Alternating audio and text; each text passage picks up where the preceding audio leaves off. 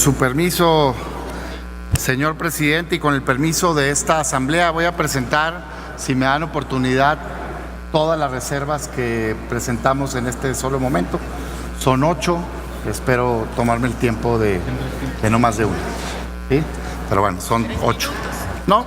Son 8, pues tenemos tiempo, es lo que quiero decir. Voy a tratar de ser breve. Tendrá tiempo suficiente para presentar sus reservas, senador. Gracias, presidente. Con el permiso de la asamblea,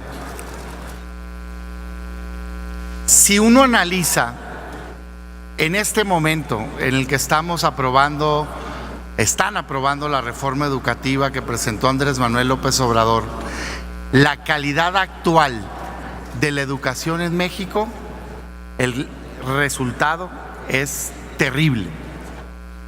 La prueba PISA, que se hace en alrededor de 70 países a nivel internacional, nos coloca en el muy desagradable último lugar de todos los países miembros de la OCDE.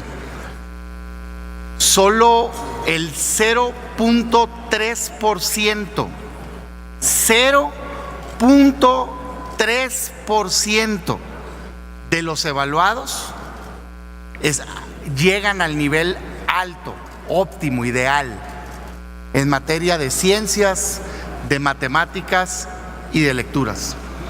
¿Cómo hacen esta prueba? Se la aplican a jóvenes, adolescentes de 15 años para ver si aprendieron en el lapso de su educación primaria y secundaria. Eso mide hoy la calidad de la educación en México. 48% de los evaluados alumnos en ciencia tienen un grado de competencia que no alcanza el mínimo para un desempeño adecuado en una actividad. 48%, primer nivel. 42% en lectura de comprensión.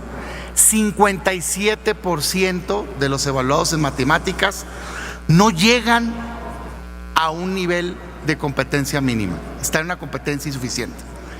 ¿Y qué se le ocurre hacer a Andrés Manuel y a este Senado de la República?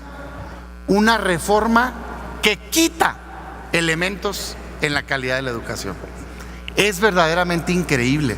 Solo sucede, desgraciadamente, en este país y en este gobierno. Es impensable que la reforma esté hoy enfocada a quitar elementos para elevar la calidad de la educación, cuando estos son los resultados que tenemos en nuestro país. Y desgraciadamente eso es lo que está pasando. Yo no tengo ninguna duda que todos los aquí presentes, incluyendo quienes van a aprobar la reforma y quienes no, tenemos en común que queremos que el futuro de la educación sea mejor para México. Simplemente tenemos distintas visiones. Desgraciadamente hoy no podemos decir que este documento al cual se llegó sea algo positivo para el país. Claro que tiene elementos positivos. La mayoría de los que ustedes han citado ya estaban en la Constitución. Se buscaron sinónimos y se pusieron en el texto constitucional. Pero la verdad de las cosas es que la mayoría ya venían incluidos. Algunos son nuevos y qué bueno que así sea, como la gratuidad y obligatoriedad en materia de universidades.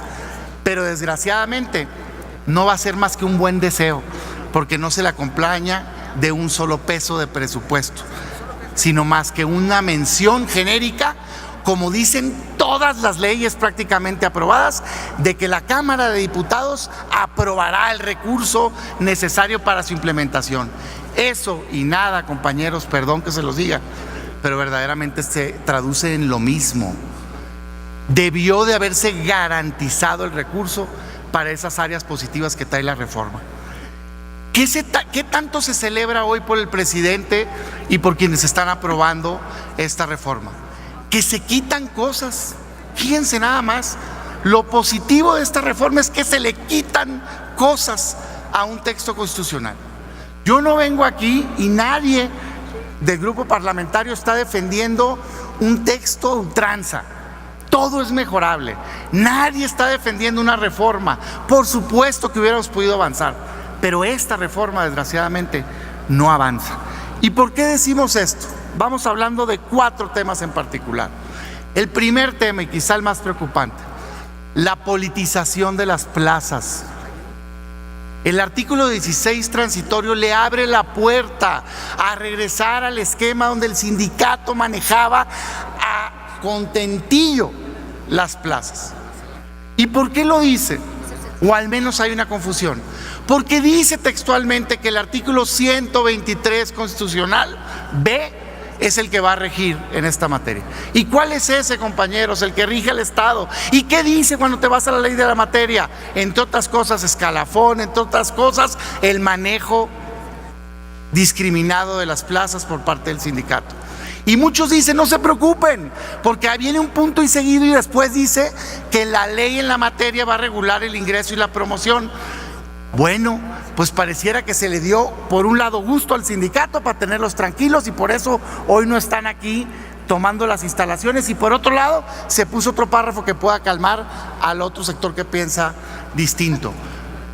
Si de verdad no se quiere regresar al manejo político de las plazas, ¿por qué no querer dejarlo claro en la Constitución?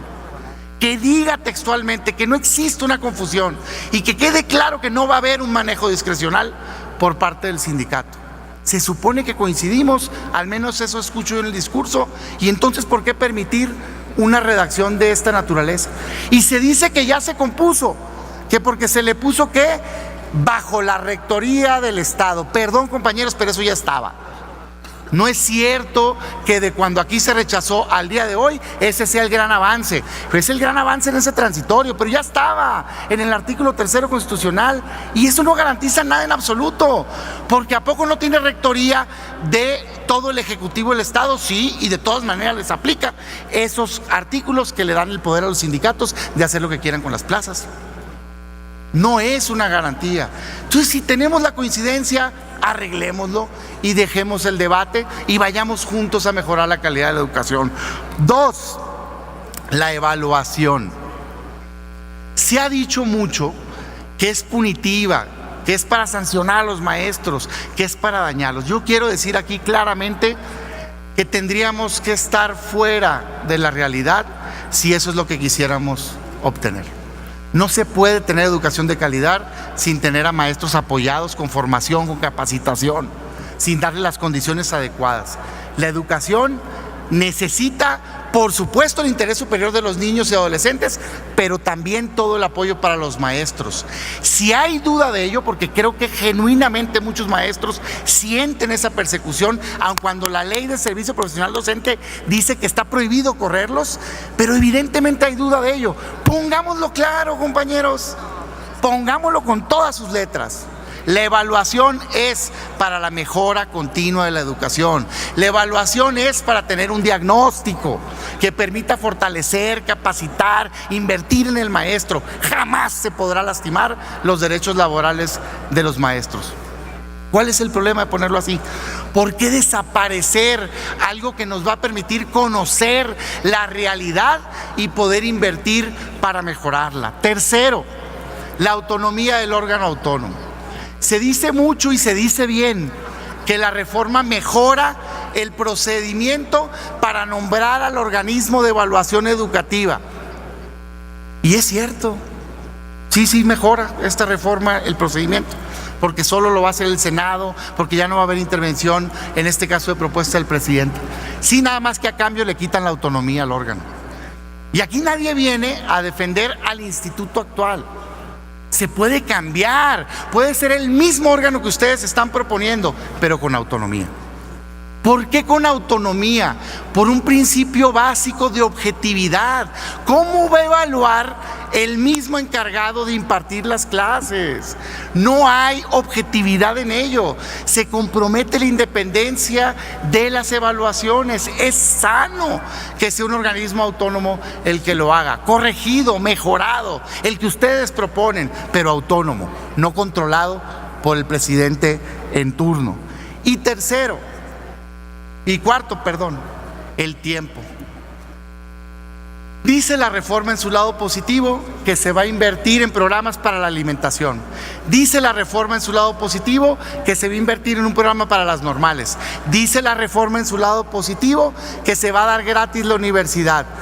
Y yo pregunto una pregunta elemental, muy bien, ¿cuándo les decimos a los estudiantes de universidad o de preparatoria que ya es gratis?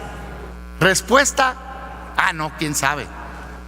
No dice la reforma cuándo entra en vigor esa gratuidad y esa obligatoriedad. No dice, es increíble. Dice que va a ser gradual. No sé si sepan, pero desde hace años dice la Constitución que la media superior, la preparatoria, debe ser gratuita. ¿Y es gratuita hoy? Yo les pregunto.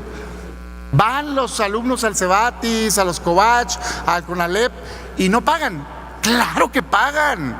¿Y por qué pagan? Porque no se le puso fecha de término, fecha de entrada en vigor, y ahí se pueden quedar 100 años, Como 100 años se pueden quedar los estudiantes de universidad y de preparatoria ahora con esta reforma.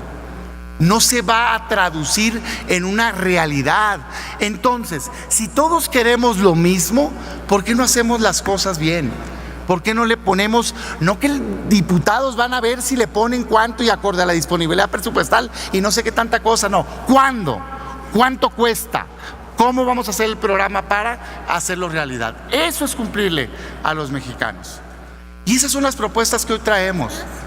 A raíz del primer debate, me decía una compañera que viene del magisterio, Damián, en ocasiones parece o no se aclara que no se está en contra del maestro, y creo que tiene toda la razón. A veces agarramos posturas y las defendemos con pasión y luego lastimamos en nuestros mensajes. Yo quiero dejar bien claro aquí, de veras, de corazón creo que coincidimos en el fondo, pero también de corazón creo que estamos dejando ir una gran oportunidad de hacer las cosas bien. No riñe su visión de un nuevo órgano evaluador con que sea autónomo. No riñe su visión de fortalecer al maestro con que exista una evaluación, siempre y cuando no sea punitiva. No riñe la intención de lograr la gratuidad con el hecho de que digamos cómo y cuándo. Pudimos haber logrado una reforma de excelencia, como dicen ustedes, de excelencia, que implica, por cierto, de mejor calidad. Hoy todavía no votamos. Aquí ahorita la podemos componer. Ahorita podemos salir de aquí todos juntos diciendo mejoramos esta reforma educativa. Porque si hoy leemos los mexicanos lo que dice la Constitución y lo que dice este proyecto de reforma, sinceramente dejamos mucho que desear. Por todos esos motivos, nuestro voto ha sido en contra. Y por todos esos motivos yo hago votos porque recapaciten y que juntos podamos mejorar la calidad de la educación en México. Por su tiempo y por su atención, muchas gracias a todos ustedes.